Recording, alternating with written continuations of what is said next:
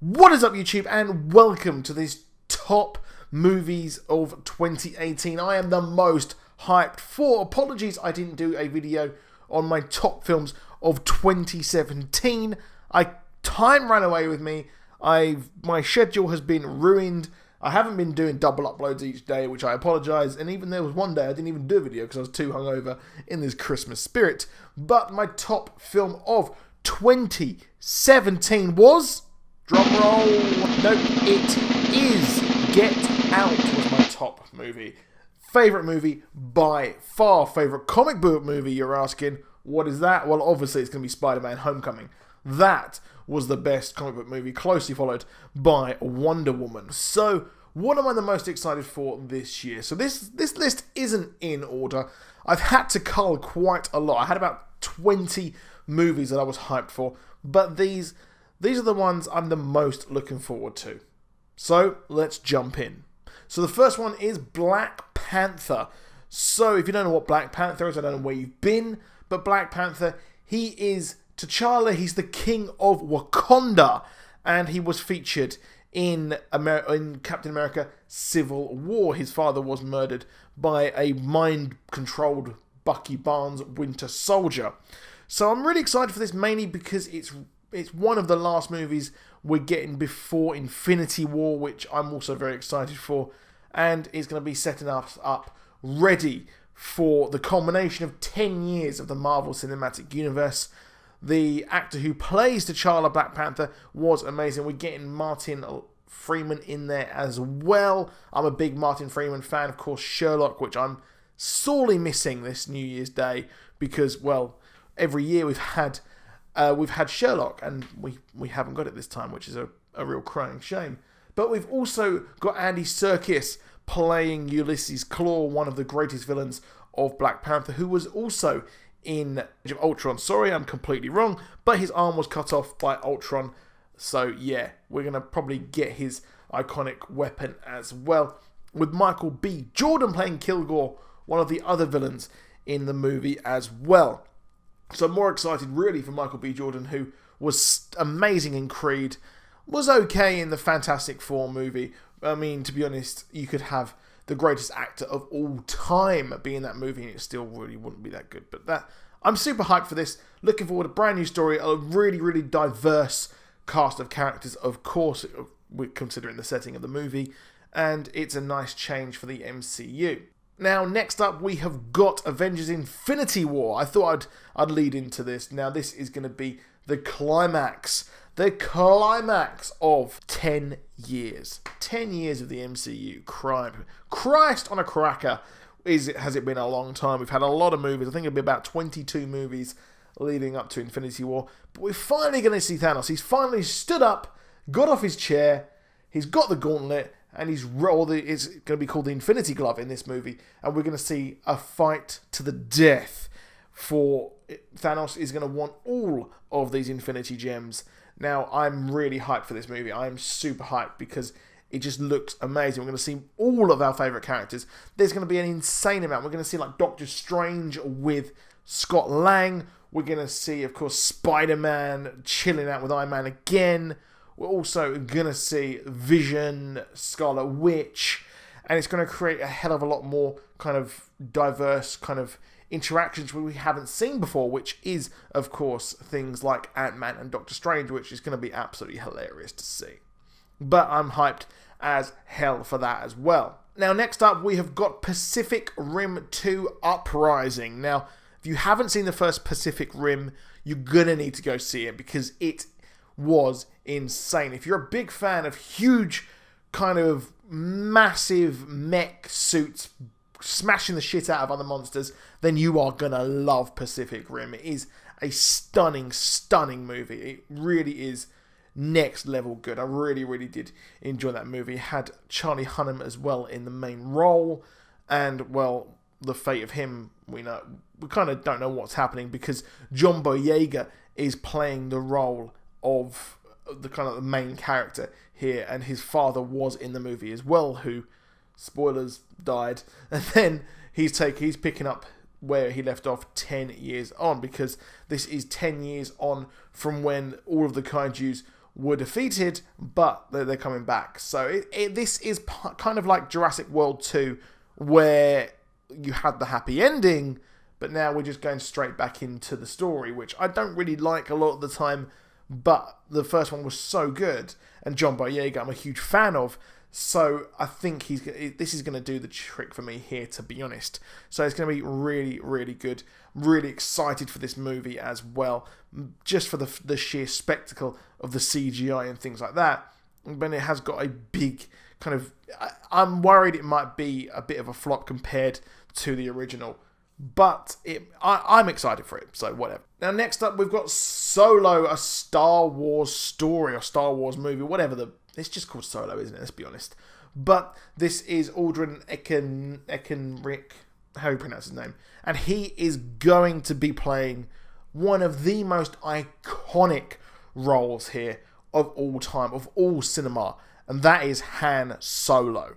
Now, Harrison Ford, for me, would just think, who the hell can play Han Solo? It is Harrison Ford. But, you know what?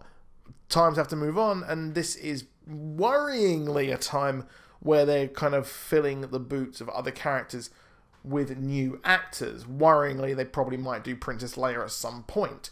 But can this live up to the original? Of course, we've got Childish Gambino, Donald Glover playing Lando Calrissian, which I couldn't see whatsoever, but he was really, really good in Spider-Man Homecoming, playing the possible future Prowler. So, maybe we need to give this a chance. Give Solo a chance.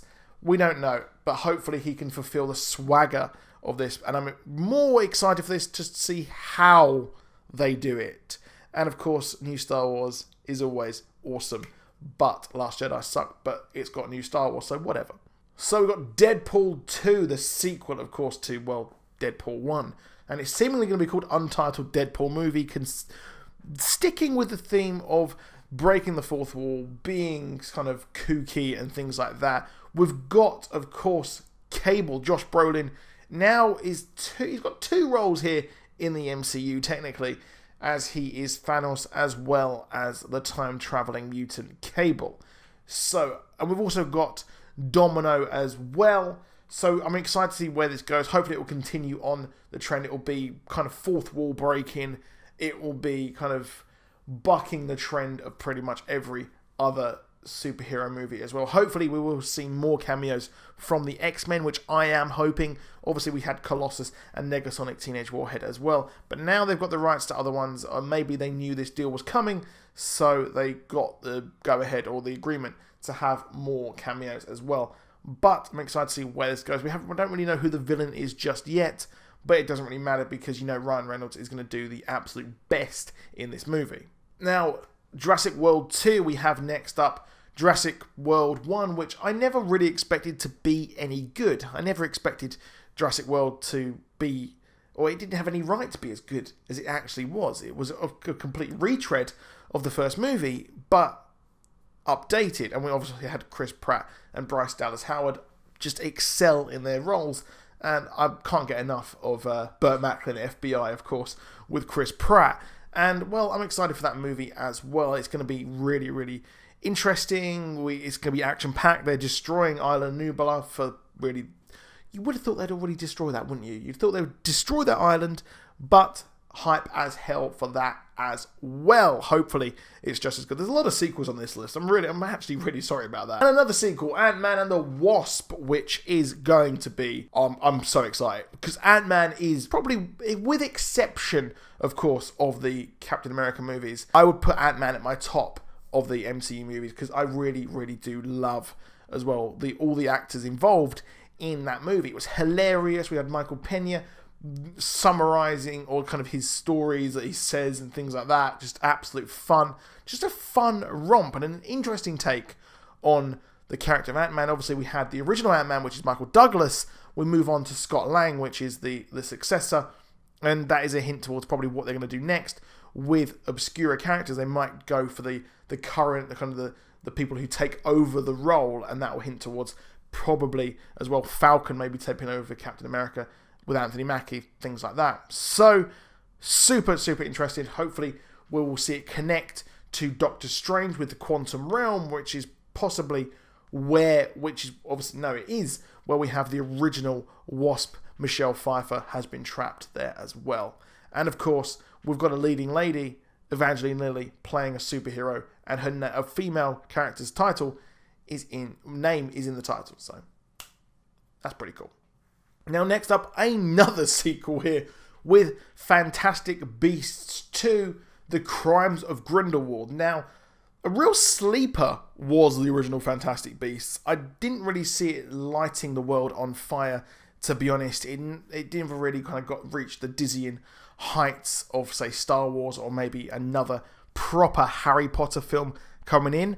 But this is the new shared universe, and this is a new trilogy as well. I believe it's a trilogy, or I think we're getting a new amount, like 6 films or whatever, of Fantastic Beasts. So there's going to be quite a lot of these ones. So I think they kind of wrote this movie and then were like, you know what, let's make this a complete and utter saga. So yeah, they want to make more money of this. But the first one was really, really good. Eddie Redmayne was superb as the writer Newt Scamander, who ends up writing Fantastic Beasts and Where to Find Them, which I had the book when it came out on World Book Day, so a geek credit there for me. But this movie, the sequel, is moving more into not really kind of the original, where that he's obviously finding fantastic beasts, but here we have Grindelwald played by Johnny Depp. Very, very controversial casting. I'm not going to comment on that because whatever I say is going to be completely wrong, but I do like Johnny Depp. I think he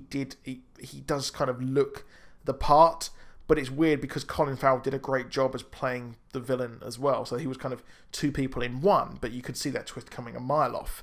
And we've also got as well Jude Law as Dumbledore, which is a weird thing to have. Never thought I'd say that, but he is playing the young Dumbledore, and this is treading into the territory where we had in the books, and of course the Deathly Hallows movies, the story of Dumbledore's past and his family with his brother and his sister. So obviously we had Ezra Miller playing the kind of repressed kind of, I would say, wizard and things like that, which turns him into the kind of beast that he became in there. And he's coming back for this movie as well, I have heard rumours of as well. So we actually had that similar thing happen to Dumbledore's sister as well. So it's going to be moving more into that realm as well. But hopefully it doesn't move away from Eddie Redmayne's core story of him writing the book. So this is sort of like The Hobbit compared to The Lord of the Rings. Now, next up we've got Aquaman, which I'm more curious to see how they can do this, because Wonder Woman was fantastic. Justice League was already in production before Wonder Woman and things like that, and Wonder Woman won everything. It kind of won the franchise and did a lot of goodwill for the franchise, and then Justice League completely and utterly killed it. Regardless if you like Justice League or not, you've got to admit that it didn't do the franchise that well. So this is going to be the one post Justice League and post Wonder Woman. So maybe Aquaman.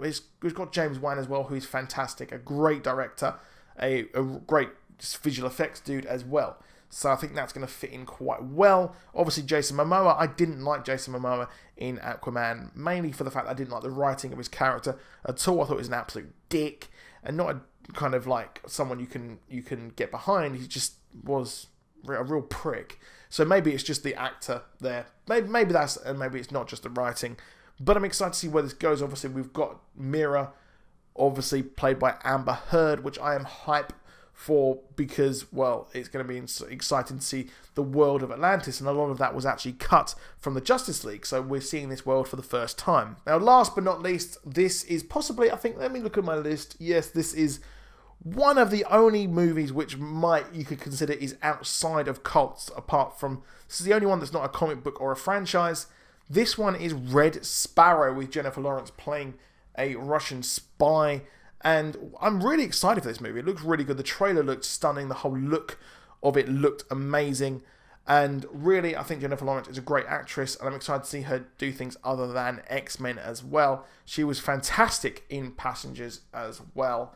Fantastic in pretty much, she was in Joy as well. I believe that was last year or the year before. She was in Joy about a miracle mop, which was great. And this looks like a really good kind of spy movie. looks similar to possibly Atomic Blonde, but I haven't seen Atomic Blonde, so I keep meaning to watch that, but I do have it on Blu-ray, which I want to watch. But it is her playing a kind of, I would say, sort of Natasha Romanoff character. So she's got the backstory of Natasha Romanoff being raised in the kind of like the Red Room sort of way, and raised to be the kind of a spy to seduce men and things like that. So I think it's going to be really, really curious and interesting there, to say the least. I was going to include things like The Shape of Water, the 3 billboards as well, but really this is an international audience, and those have already been in America. We haven't had these. We've got to wait till March for The Shape of Water, which is the movie I am the most excited for in the year, but it doesn't really count because, well, it's 2017. Yeah, so that is it for this video. It is going to be a lot of films this year, so please do drop that like, please hit that subscribe, and I'll see you soon, and goodbye.